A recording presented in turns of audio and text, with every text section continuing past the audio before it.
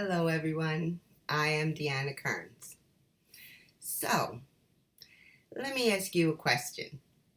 How many enjoy reading books? I know I do. I know I've expressed it before. I love to read books in a nice, cozy place where I can enjoy my private time and my self-care time. Now, normally what I do is when the house is quiet, the children are either watching television or doing their homework, I sit on the couch and I read a book. I've always read books.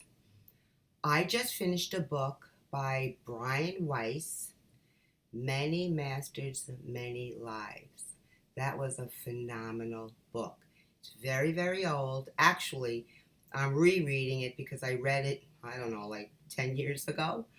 But I'm rereading it, and it's all about past life regression. And I love learning new things, using my mind, being inspired, thought-provoking books. And that fascinated me. I'm also, at night sometimes, I have it right here, I'm reading Touched by the Extraordinary. That's an excellent spiritual book. It's about your spirit guides, whether you believe or don't believe, if they are there, if they're not there. But also if your mind is opened to receiving messages. Fantastic. But I'm also obsessed, ladies, and I don't know why. My daughter laughs at me. She thinks it's a calling that I must go there. I've been reading novels about Alaska. It's been the past year. I'm an Amazon junkie. I love buying my books off of Amazon.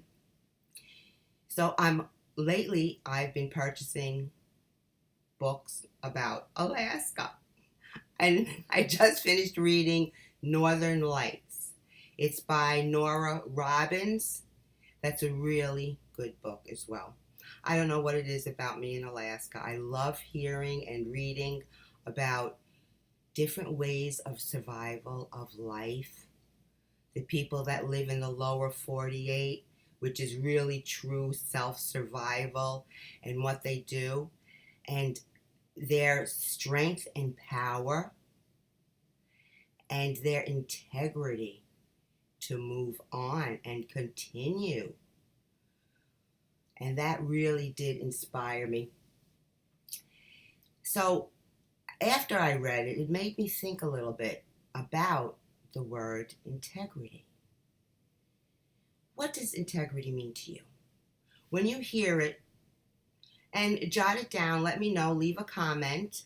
When you hear integrity, what goes on in your mind? It's about doing the reliable thing in the right way, right? It's about having a moral compass, an ethical and moral well-being. Now, I remember, quick story, years ago, when I was taking my New York State board licensing test. It was a 6-hour written test, and if you passed that, then you had to have a verbal test where you were sitting in front of 6 judges and you had to speak on you, your beliefs, what you learned, and your ethics. You actually had to sign a moral code of ethics, which I did. And it brought me back to thinking, how many people in society today live a life of ethics? Do you think about it? Now, ethics and integrity is behaving in a proper belief system. I'll give you an example. Let's say you go to the grocery store and you give the cashier the money. Now you have a lot of bags in your hand, so you grab it all, you take your change, you grab it, you get in your car, you settle in. You get ready to put your money back in your wallet, and you see that you were given $5 more. Deep down, honestly, without knowing, okay, I know what the answer is going to be, what would you do? If you were sitting, you were tired, you were overwhelmed, your body hurt, you just unloaded all those packages, you get to put your money away, and there you see, as you're putting it away, you had $5 extra. Now, would you walk all the way back to the grocery store, to the cashier, and hand her back the $5? Or would you just say, oh, I'm too tired to go back. Okay, good luck for me today. That was a nice win. I got an extra $5, and put it in your wallet and move on. Now, that is a good example of integrity.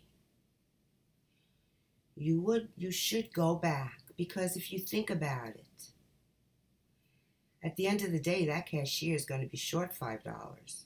What's going to happen to her? That's integrity, doing the right thing. Following through on something you know is the proper thing to do, right? You're at work. You're supposed to have something done by the end of the day. Your boss asked you, please complete this by the end of the day. You say, no problem, I will. The end of the day comes and you didn't complete it. You want to leave, you want to go home. So you say to yourself, all right, I'll just get to work a little early and I'll complete it. And you leave. Do you think that's right? Now, I'm sure a lot of you say, yeah, why not? I'll go in the morning and I'll get it done. However, thinking deeply, you made a commitment to your boss that you would be accountable. He trusted you because you said, yes, I will have it done by the end of the day. But you didn't. It's those simple things that you have to think about. You could have easily went to your boss and said, look, I'm overwhelmed. I have to get home, but I promise you I'll be here early to complete it. 9 out of 10, he would have said, okay, no problem. But you left deep down within you knowing you didn't stick to what you said.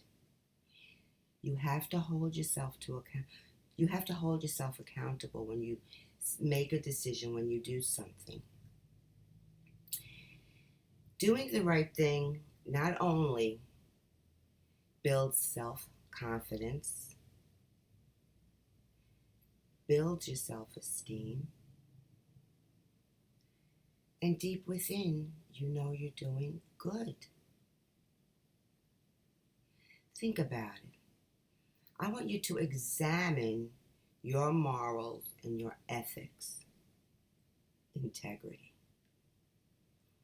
Where are you with that?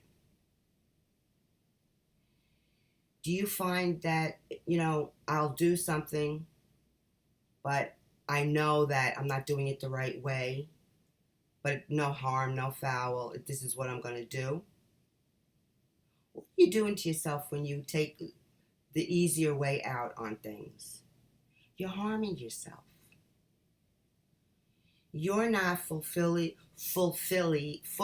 oh my goodness, you are not fully being who you are authentically. Because it's always easy to take the easier route. But you have to be honest with who you are at the end of the day. Keep agreements. If you say you're going to do something, do it.